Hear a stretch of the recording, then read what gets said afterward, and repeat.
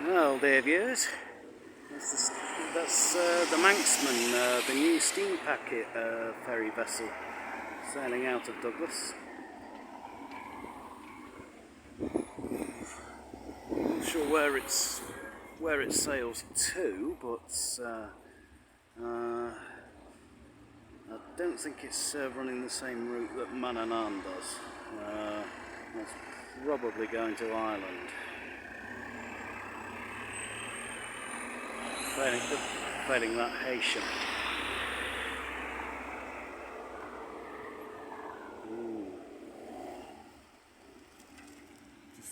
Veering behind the cabbage tree there. We'll just get a better look.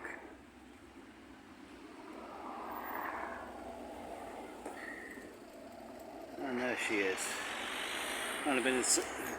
That's only been in service for a couple of weeks, so it'll be interesting to see how it pans out. Okay, I will see you in the next one. Bye.